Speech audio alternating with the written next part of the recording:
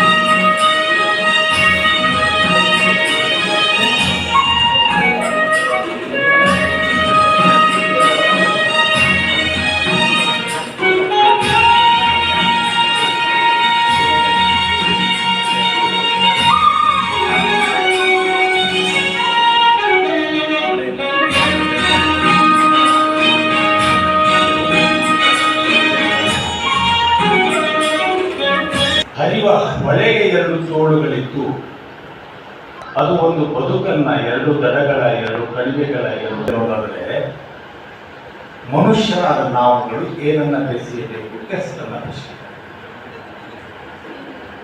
ಅವರ ಇನ್ನೆರಡು ಸಾಲು, ಒಂದು ನಿರೀಕ್ಷೆ, ಇನ್ನೊಂದು ಪ್ರಶ್ನೆ.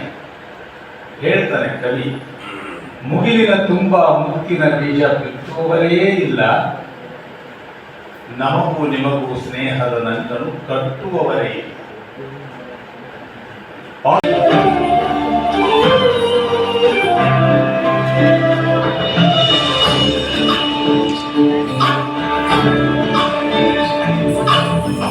ಚಂದ್ರಚೂಡ ಶಿವಶಂಕರ ಪಾರ್ವತಿ ಸ್ವೀಕಾರ ಮಾಡಿ ಆದ್ಮೇಲೆ ದಯವಿಟ್ಟು ಯಾರು ಹೋಗಬಾರದು. ಊಟದ ವ್ಯವಸ್ಥೆ ಇರುತ್ತೆ, ಅದಕ್ಕಿಂತ ಮುಂಚೆ ಗ್ರೂಪ್ ಫೋಟೋ ನಿಮಿತ್ತ ಎಲ್ಲರೂ ಸಭಾಂಗಣದಲ್ಲಿ ಇರಬೇಕಾಗಿ ಕೇಳ್ಕೊಳ್ತಾ ಇದ್ದೀನಿ. ಗ್ಲೋಬಲ್ ಕನ್ನಡತಿ ಪ್ರಶಸ್ತಿ 2025 ಶ್ರೀಮತಿ ಹೇಮಾವತಿ ಶಿವಣ್ಣ.